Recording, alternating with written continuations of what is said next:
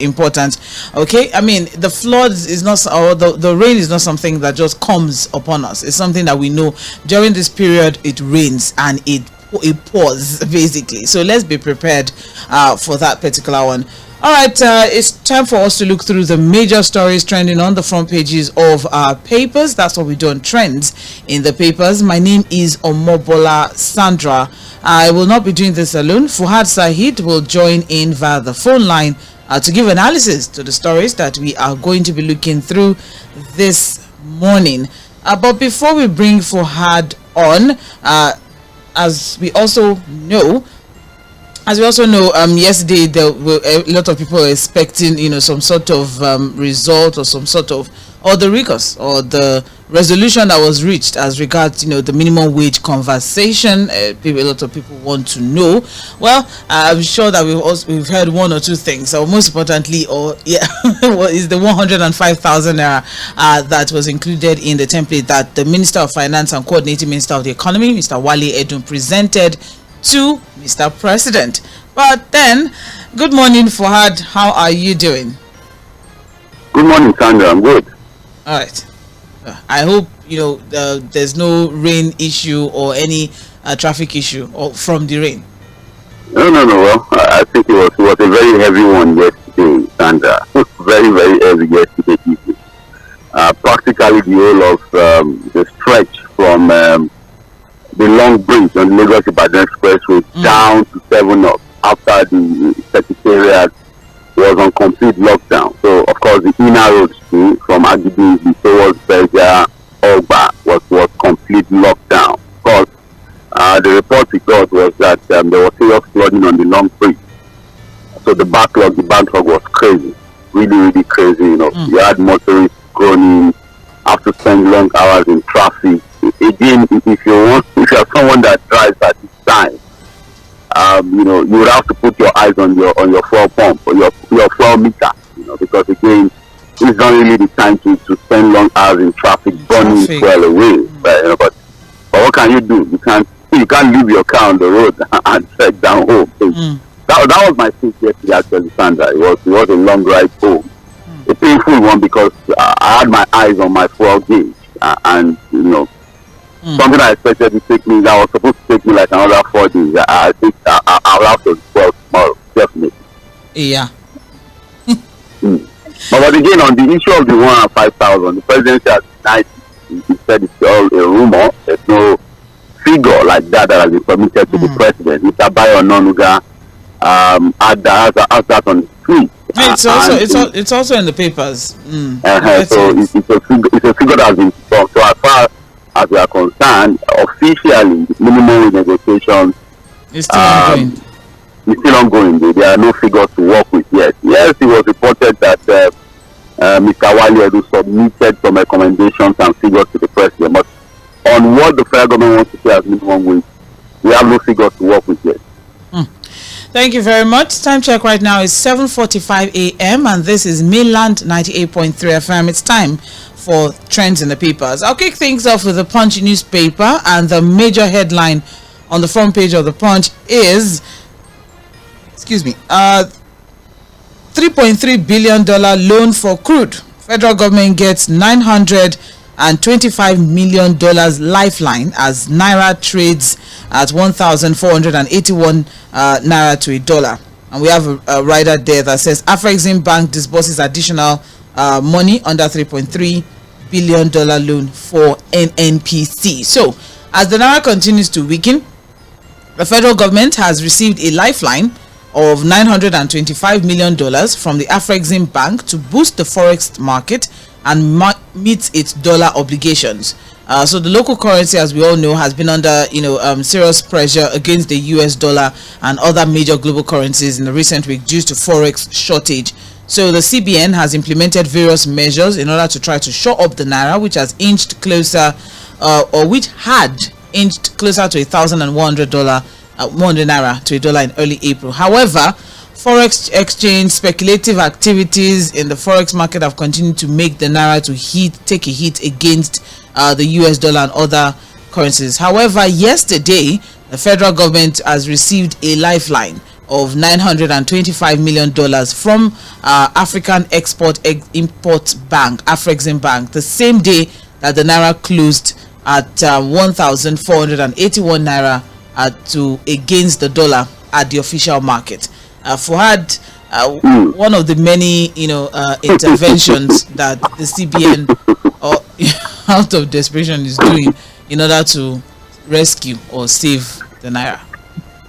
Well, incidentally, Sandra, throughout the course of the week, we kept talking about the problem of crude oil supply to our local refineries, particularly the Dangote refinery. And one of the things we highlighted as being the reason why it may be completely difficult at this time to ensure crude oil supply sufficiency to our local refineries is because of this issue of forward sale, where we have different arrangements. We take money and then of course back it up with crude sale, forward sale, like you sold it ahead. I think it was sometime last year that this particular deal was struck, was concluded with Afrexim Bank. Incidentally, Afrexim Bank is just like the coordinator of this consortium of some sort of lenders put together by Afrexim Bank to guarantee us $3.3 billion. Again, all interventions from the NNPCL to help the CBN, continue to defend the naira. So again, a substantial part of that money is what has now been released to the federal government, which is $925 million, close to $1 billion actually. But again, it's very important that we highlight the fact that look, we're going to be paying this money using crude oil. So again, that buttresses what we've highlighted all through the week as to why there are serious challenges in ensuring local supply of crude oil to our facilities. Some of the problems that Dangote refinery would have to deal with are some of these things, because again, it's not just the Afrexim Bank loan that we've also had some form of forward sale agreement when it comes to crude oil sale. So again, that's one problem that would have to deal with. And that's why when we talk about probity and accountability, because you cannot have these kinds of arrangements and then go on profligate spending, and go on reckless spending, misappropriation of funds, because the funds are really not available, if you understand what I'm saying. And then on defending the naira, Sandra, these are all knee-jerk approaches that we have been employing. These are not long-term solutions, but again, these are interventions that we need to go into, whether we like it or not. Some few months ago, we had a depletion of the reserve, the foreign reserve. But again, this is a good lifeline. Whether we like it or not, something has to be done. I've said it several. No government would close his eyes and see a complete fall of his currency against the dollars in the way the naira has been falling in recent times. Again, I think all through this week we've seen some form of stability of the naira against the dollar. At least it's not been a complete decline. But again, for how long are we going to continue this idea of looking for money everywhere in the world to defend the naira, to ensure foreign exchange sufficiency? Like I said, short-term solutions that have to happen. No one is going to question this idea completely as a short-term solution to our problem. But what is the medium-term solution, and what then is the long-term solution? The ultimate question for me. And it has to be about serious investment in infrastructure, serious investment in the power sector, for example, Sandra. Because whether we like it or not, the long-term solution is for us to create an organic situation, a situation where we can organically earn foreign exchange as a country. And in doing that, we need to fire back our manufacturing sector. We need to start to produce. We need to diversify our economy, if you understand what I'm saying. And that's why I keep saying that the CBN can continue to tinker with a lot of monetary policy. In fact, for me, our fiscal policy are more important in solving our problem than even the monetary policy, because that creates a bigger picture, a more sustainable atmosphere for us to solve our foreign exchange issues. And unfortunately, a lot of the fiscal policy implementation and review, whether you like it or not, are not domiciled in the hand of the CBN. We have to take complete cautious effort from our government to fix our fiscal issues. And And unfortunately, I don't think we have enough discipline yet, to run a very prudent fiscal policy to fix some of these issues. But whether we like it or not, there are no shortcuts to solving this problem. We have to roll up our sleeves, buckle our shoes, to do the hard work and get serious about fixing this problem. It's not something that has to come with all of these ideas of borrowing money, and creating artificial liquidity. We just have to find a way to do the right thing. Thank you very much, Fahad, for that very, very, extensive breakdown there. Well, this is actually the second payment in this $3.3 billion facility. The first was done in December 2023, where, we received $2.25 million. So with this 925 now, so we are looking at total amount disbursed is now about $3.175 billion. So commenting on the disbursement, Professor Benedict Urama, President and Chairman of the Board of Directors of Afrexim, said the milestone achieved thus far on this facility demonstrate the bank's capabilities in performing its role as a crucial development partner for Africa. Group Chief Executive Officer NNPCL, Mr. Mele Kyari, commended Afrexim, saying the successful disbursement of the first accordion under Project Gazelle and its interest in funding viable and strategic projects is a clear indication of investors' confidence in NNPC and Nigeria's growth aspirations. I don't know about it's okay. Just because you have food, exactly. Because you have food, I don't know. What the NNPC doing that created the confidence? It's because we are just a country blessed with that natural resources. It's just because we have crude. Sometimes I sit back and just continue to ask myself, just imagine we don't have crude oil in this country. Maybe we would have been more prudent anyway, and be more methodical about solving our problem. That's why people ask questions, is this crude really a blessing or a curse? Because we just abandoned every other thing. Yeah. You just imagine there's no crude. Well, what are we going to be doing? All right. Well, there's a lot to actually take away from this particular report. The company has also stated that it's adopted a lower price benchmark for the $3.3 billion crude for cash loan to reduce the risk of default and ensure financial stability. And given the benchmark details on the benchmark oil price, the company said the facility was using a conservative crude price of $65 per barrel to calculate allocated crude. That's even way below global oil prices. Yes. So it now means that we're even selling below the global oil price. We're desperate. Well, the quantity of crude, the quantity of crude that has been earmarked is 90,000 barrels and is sized to ensure enough cash is available for the repayment of the facility when it is due. 90,000 barrels, and here we have Dangote. And lamenting, I don't know which other word to use as regards to because whether you like it or not, these loan obligations have to be met. Borrow beggar still, no matter what, if you like produce just 100 barrels per day, you have to meet these loan obligations because you are collecting the monies already. So it's like you're already selling the crude ahead. All right, it's okay. So even if you produce, which is why we need to pay attention to, more production. I don't. Let's just look at that. We have to pay attention. So many things that we have, but just only, the focus is just on crude. I don't know why, but so help us. At the recent OTC conference, for example, in Texas, of course, the Minister of State for Petroleum was saying that look. A lot of IOCs have now indicated interest in coming into the country to invest in the upstream sector.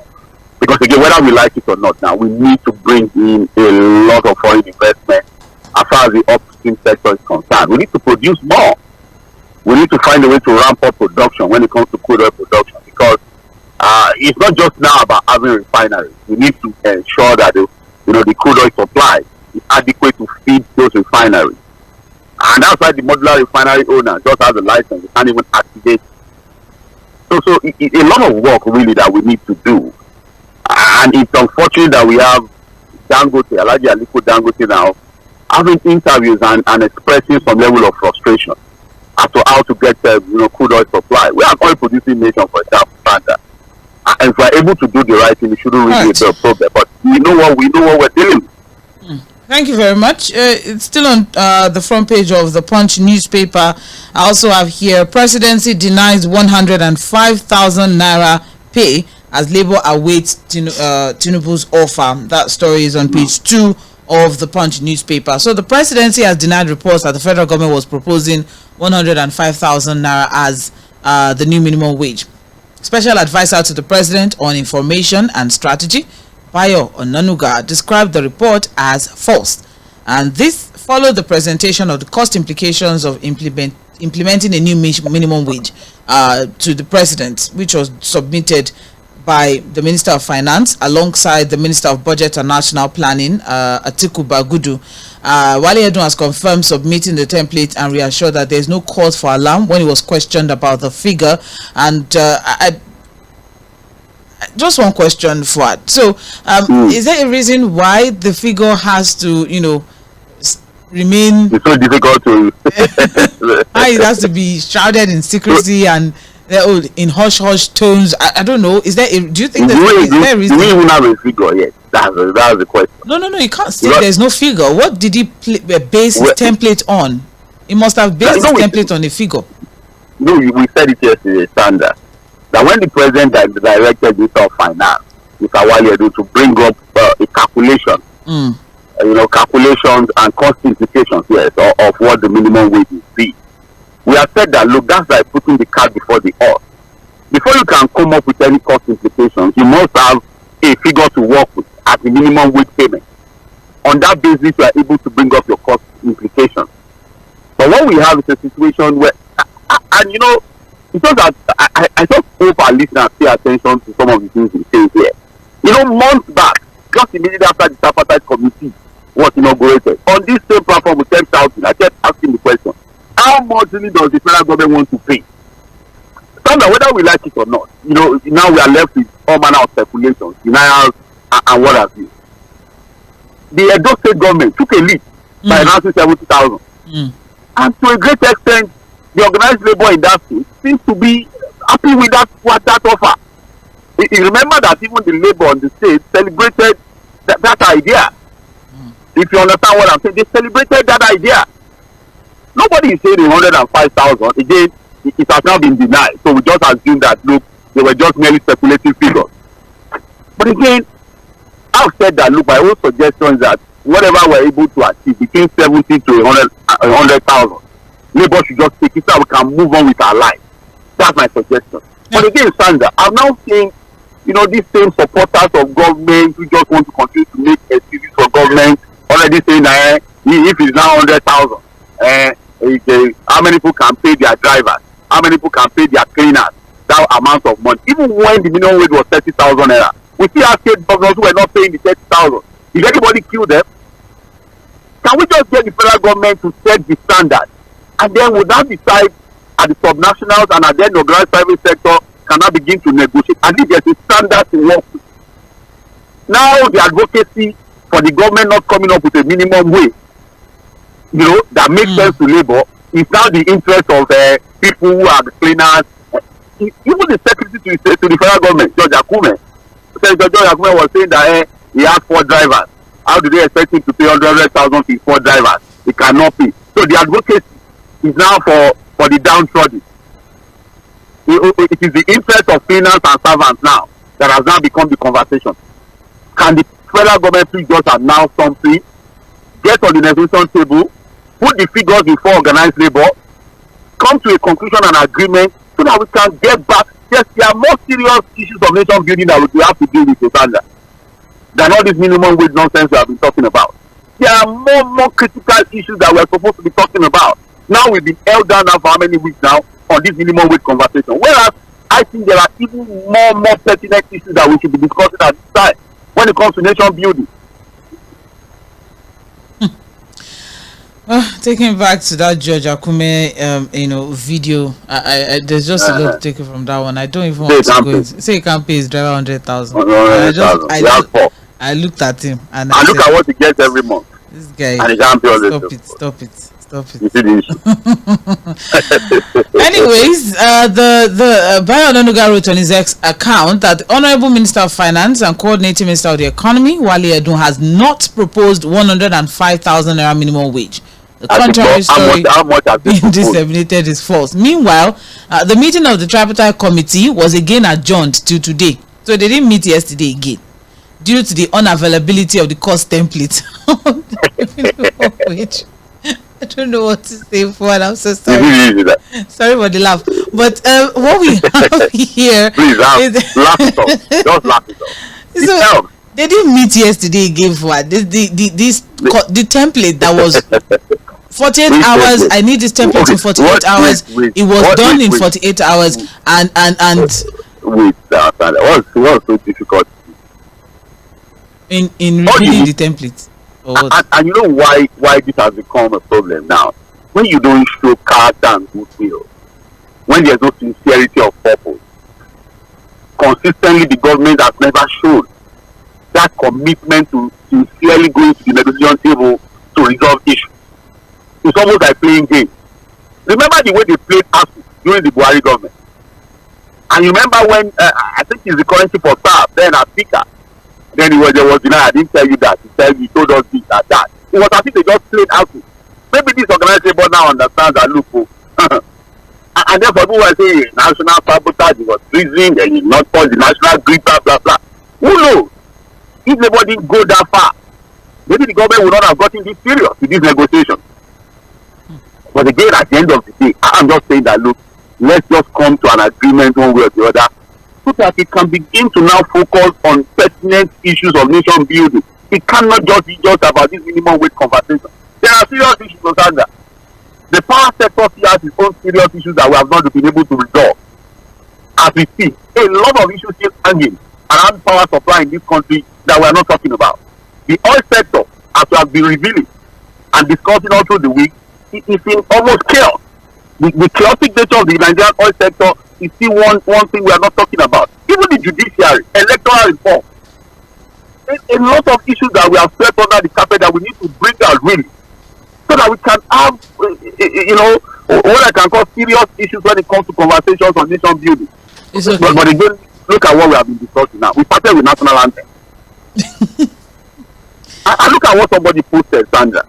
I'm very instructive that we mention it now. He said that look, if our politicians who always swear by the Bible, who swear by the Quran, despite understanding that these are holy books with serious consequences for people who swear by them in vain, if those things cannot deter them from stealing public funds and doing the right thing when it comes to governance, is it national anthem that will now make them do the right thing? They know that in the Bible, you don't swear with the Bible in vain. You don't even try the Quran. And they do it, they don't bother, they still do what they want to do. So if that cannot deter them, so it's the anthem, the old anthem that will not deter them from what they have been doing. Patriotism. Yes, that's the plan. So what they do with the Bible and the Quran cannot induce any form of patriotism. You know, we're very religious people. Yeah.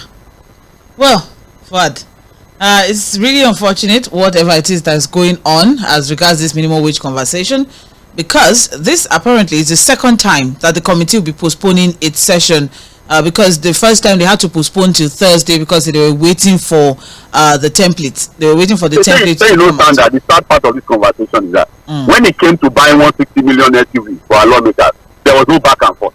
No.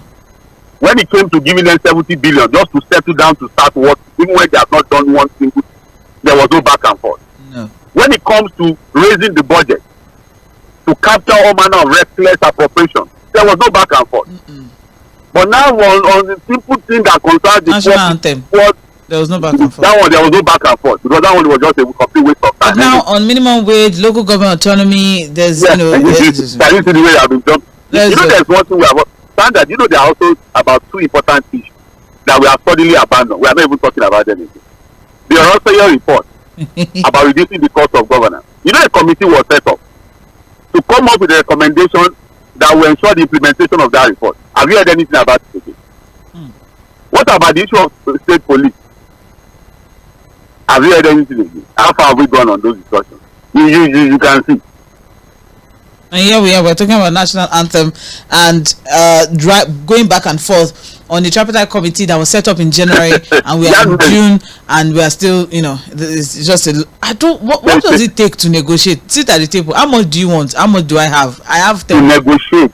People go to market to buy things, they negotiate and they come back home with what they want to or what they bought. But yeah, it's about priority. All right. What is our scale of preferences when it comes to appropriation of public funds? You understand? All right. It's about the fact that there's no sincere commitment. There's no sincerity. Anyways, this template was supposed to fast track the negotiation. That was the whole point. That was the whole point of the president, giving the finance minister 48 hours to go quickly get this done so that we can move on from this. But apparently, the template was submitted, but it was not reviewed, and so because of that, they have to postpone it. When they are meeting today, let's see whether it's revealed to Labour, and then we can have a figure to work with. Exactly. Thank you very much. That story, that's on page 2 of the Punch newspaper. 8 minutes past 8. You are listening to Mainland 98.3 FM. This is Trends in the Papers. Let's move on now. Just above the masthead of the Punch newspaper, I have this interesting report. I just want to quickly look through it. Is Atiku demands probe as federal government denies fuel subsidy payment.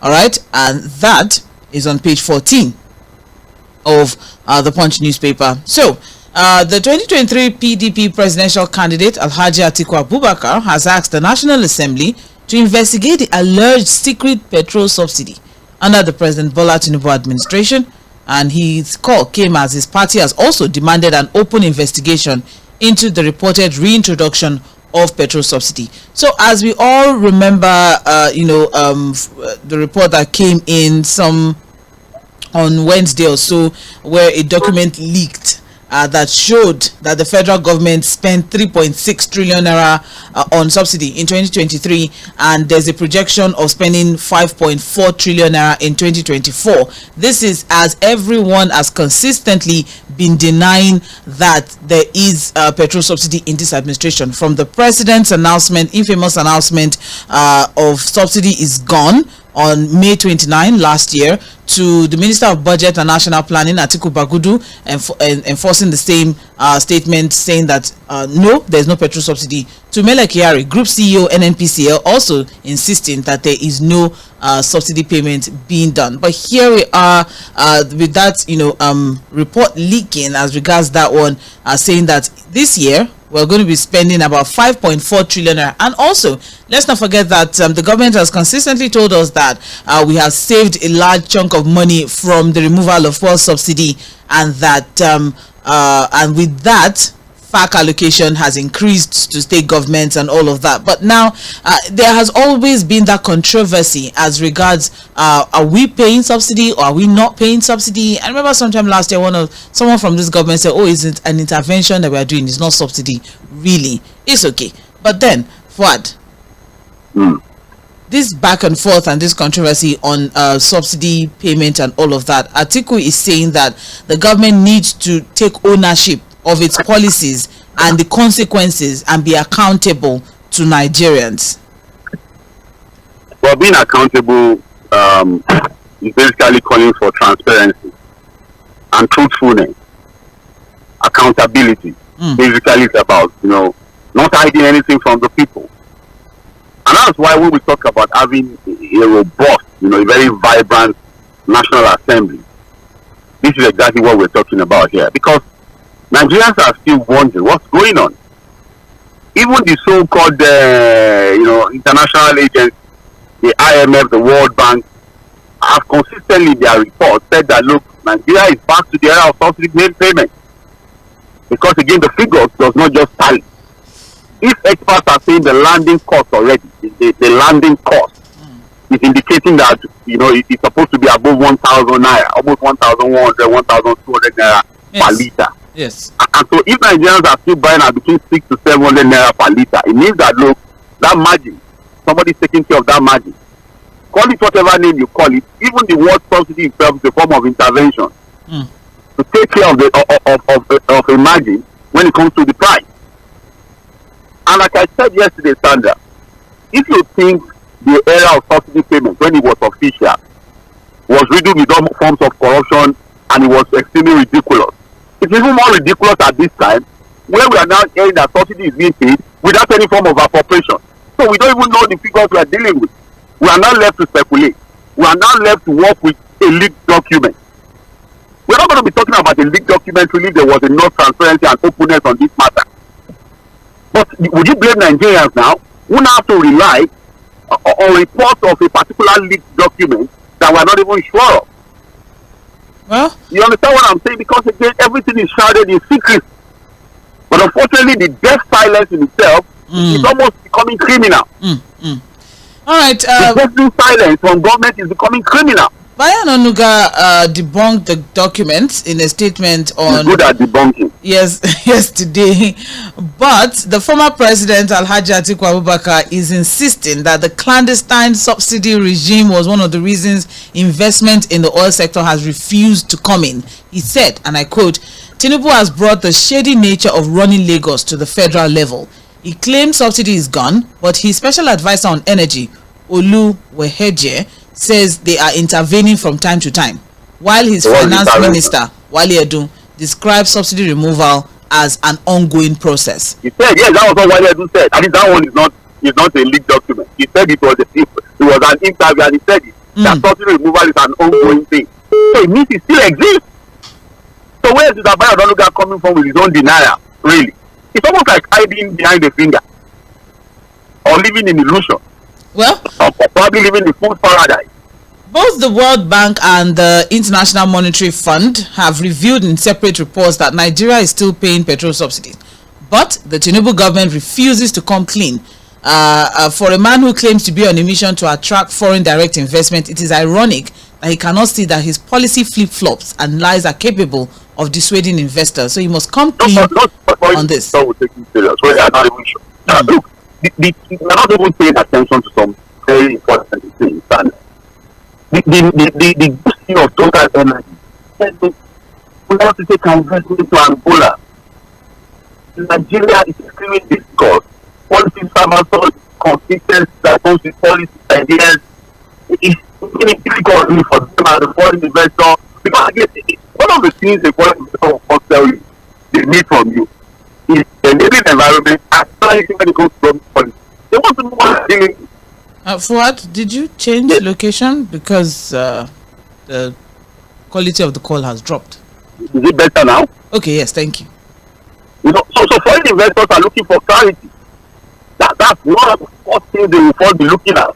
So when it comes to policy implementation and what have you in this country, what is the level of clarity? Because they want to know what they're putting their money into. Unfortunately, do we have the clarity here? Do we have that openness and transparency now?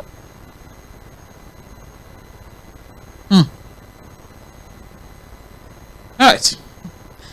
Well, as it is now, the former vice president and PDP presidential candidate in the 2023 general election has stressed the importance of the National Assembly to prioritize the investigation of the matter instead of concentrating on trivial matters. All right. So he said, and I quote, "There is a need for the National Assembly to get to the bottom of the matter rather than focusing on frivolous issues.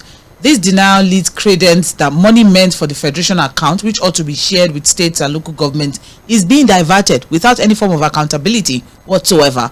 So the National Assembly needs to be alive to its responsibilities, especially in the area of oversight. Posterity will not be kind to members of the National Assembly if they continue to look the other way while daylight robbery is taking place." And those are the words of Alhaji Atiku Abubakar. Now, okay, spot on. You can't those statements. You can't even question that statement. If you are sincere about nation building, you don't if you are not just doing politics. You say nice politics. Everything is about politics. I was going to go in. I hope they are not going to say, "Oh, it's just political propaganda," or Alhaji Atiku does not understand figures. Wait, what Alhaji Atiku Abubakar said is what everybody that loves this nation truly has been saying. If you are not just somebody that sees everything from the lens of political party affiliations and support for whoever, if you are really serious and truthfully you love this country You want it to grow. You want it to develop.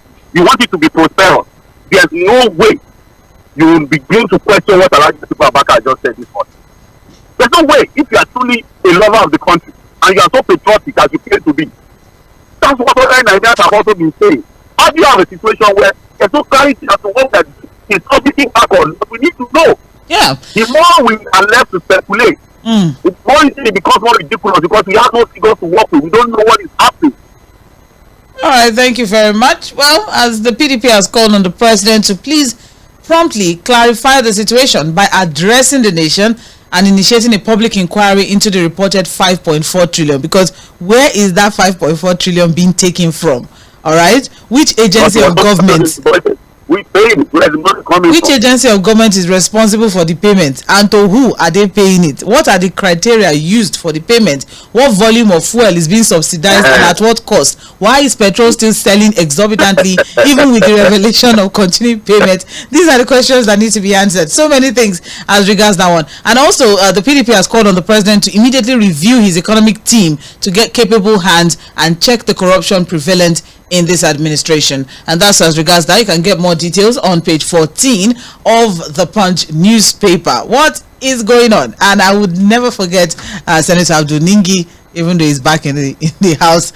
But that whole conversation as regards raising questions as regards our budget, and now with this revelation, there's just a lot that's definitely going to go around. Conspiracies are going to turn up. Speculations are definitely going to breed with this particular report. So it is very important at this time now for the president to say something. Okay, this is Mainland 98.3 FM, and you are on to trends in the papers. We're looking through the major stories trending on the front page of our dailies. We're currently on the front page of the Punch newspaper, and before we wrap things up on the Punch, we also have here: reps dump 740 billion naira misused natural resources fund report. So very, very, very quickly, let's see what that report has. Oh no. Okay, I have to go deep into that. Let's see what that report has for us. It's on page 27 of the Punch newspaper. So the 10th House of Reps may not take any action to recover the 740 billion naira reported to have been illegally disbursed from the Development of Natural Resources Fund between 2002 and 2019. The chairman, House Committee on Solid Minerals, Jonathan Gbefui, who indicated in an interview, explained that the House resolution to recover the diverted funds had ended with the 8th Assembly. And now, what's going on here? They don't want to go into that. So we just let it go. So what's the idea of government being a continuum? What we make of that? Anyways, for those who are probably wondering, the Natural Resources Fund was created for the development of natural resources and steel sectors by the Olusegun Obasanjo administration in 2002, which is supposed to be an alternative mineral resource to reduce the nation's over-reliance on oil. All right, so we're supposed to check other natural resources which we have, and Nigeria is supposedly fund for that. Exactly, supposedly the second largest producer of is it lithium now? Yes, I think lithium, or so many other natural resources that we have in this country. But the money was disbursed, and then we don't know where it went to, and now they say, oh, that one has gone with 8th Assembly. Can we move on now? That's basically what this report is saying. Forward.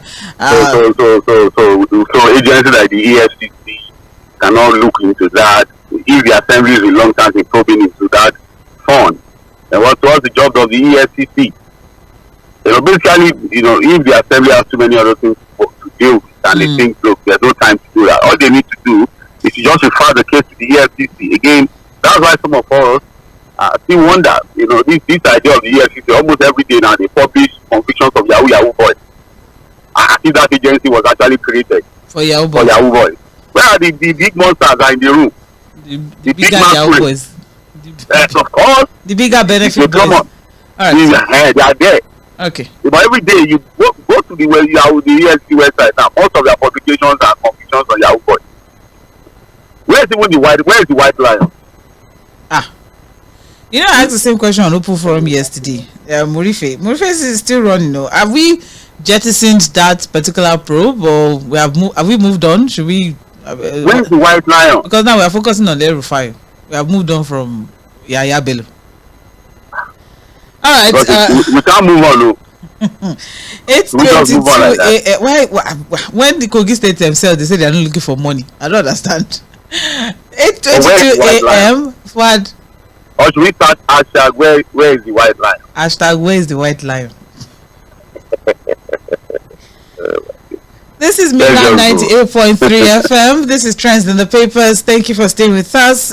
We're moving on now from the Punch newspaper. Although before we move on, just a quick one from just above the masthead. National Grid shutdown treasonable, says SGF. So the Secretary to the Government of the Federation, George Akume, condemned the shutting down of the National Grid during the suspended industrial action. He described the action as a treasonable felony, adding there was nowhere in the world that organized labor has shut down a country's national grid. This is just coming also after. I agree, coming that after. When you shut down the national grid, it's treason. But we should also add that part of the treasonable issues in the country. When you see people's funds, still public funds. Yes. They should be taken as treason too. It's treason too. Because it's part of also how we destroy the country. So it's part of also, collapsing the government. So let's also add corruption. When people steal public funds, should be seen as treason too. And the same punishment that goes for treason should also go to them. Thank you very much, Fuad Sahid. 8:23 a.m. Trends in the papers. Moving on now to the Guardian newspaper, and the major headline on the front page of the Guardian says poverty amid plenty, growing nation of destitute as homeless kids invade Abuja and the southwest. So the influx of street beggars they're everywhere now, and destitutes in the FCT and most states in the southwest has presented a worrisome trend, especially considering the perennial security challenges as confronting the country. Besides destitute migration fueling insecurity in the FCT and the southwest, there's also the dire socio-political and economic consequences. Stakeholders are saying that to ensure sanity across the country, government, religious leaders, traditional institutions, and other public-spirited groups should devise measures to address factors responsible for such aimless internal movements. What could cause this? Out-of-school children, unemployment rate, what else? Internally displaced persons. The factors that could contribute to the fact that we have more destitutes. It's widespread poverty now. Sandra, is there any other thing? It's poverty. The multi-dimensional poverty Nigerians are faced with. The widespread poverty. And the inability of the political class who have gotten the mandate of the people to make their lives better. Their inability to give them those dividends of democracy. The reason why you have this situation. People are desperate. They will have to move. They have to find a way to fend for themselves. Lagos is now everywhere. There's nowhere you turn to. You have the real beggars. And you have the corporate beggars too. Standard. Everywhere you turn to now, somebody is begging you for something. At the bus stop, somebody is telling you, pay for my transport. In your area, people are begging for all manner of things. Buy bread for me, buy this for me. So apparently that you enter the supermarket, you're buying something and somebody approaches you. Somebody gets close to you and tell them I'm hungry. Exactly. It's everywhere. That's what we see. And it's just indicative of the fact that, look, it becomes more terrible for people because of the widespread poverty, almost that we have never seen before in the history of this country. It's never been, look, they can say whatever they want to say. You can talk about taking bold decisions. You can talk about results before done. The reality is that the level of poverty we have in this country at this time is one that we have never seen before. And something has to be done. Something has to be done. Look at, even the president also accepted this verdict. He accepted this situation. He agreed to this situation now. When he was talking to the Arewa people, and he said that he's even shocked as to the number of IDP camps in the country. The president himself alluded to the fact that, look, there's now more widespread poverty in the land than ever before. Because he said it. It's shocking to him. Sandra, he said it. Well, that the level of, hello sir, can you hear me? I'm with you. That the level of poverty in the country is said to be, the number of IDP camps in the country is shocking to the president. And that was why he now told the Arewa people, please summon the governor, even though they don't have the power to summon anybody. All right. They are just a pressure group. He said, summon the governor because I've done my own part. I've been able to raise revenue. I've given them their share of the revenue.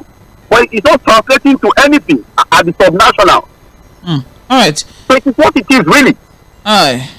Thank you very much, Said Fuhad. According to experts now, destitution or extreme poverty has a significant negative impact on national development in more ways than one. For example, without a well-educated and healthy population, a country will struggle to achieve sustainable economic growth and development, which would then lead to unemployment, underemployment, and then hinder overall productivity and economic growth as a people. So, Sandra, this thing you have listed now, sorry, just 10 seconds. This thing you have listed now, between what you have listed now, resulting from widespread poverty, the underemployment, unemployment, destitution, internally displaced persons, and what have you, between what you have just listed and the shutting down of the national grid, which one is a bigger threat to national security?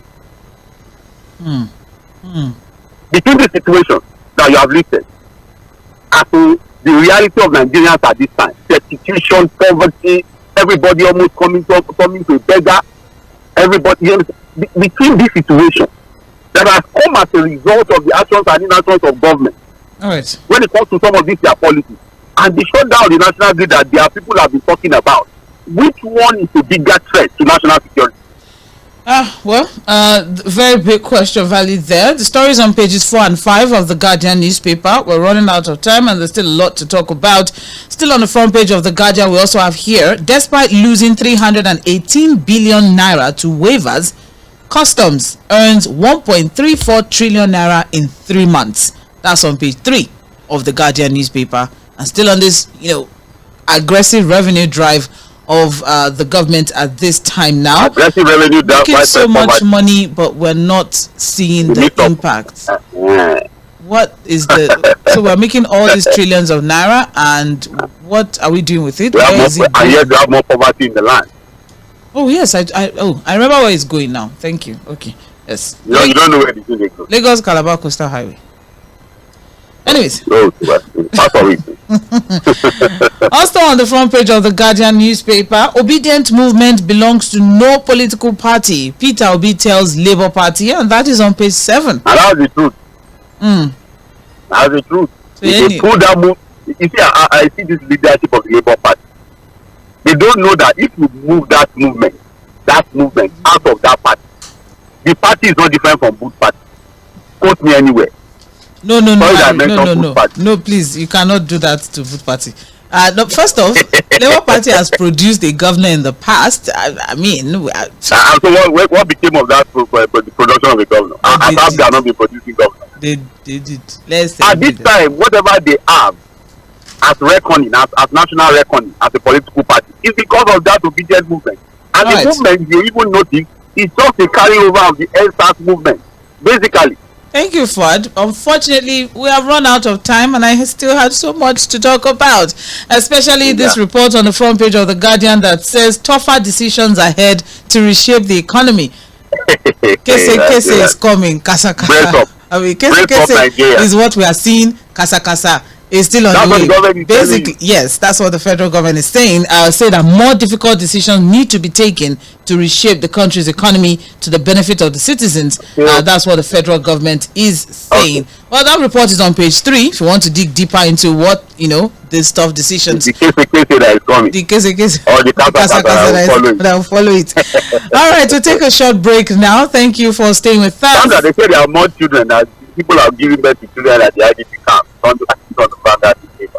Yeah, I told you that I had so many stories I really wanted us to look at. But when we come back, we'll just quickly run through 1 or 2 stories and then we'll go on to mainland focus for the day. Right. This is Mainland 98.3 FM. We'll take a short break. I'll be right back. Please stay tuned.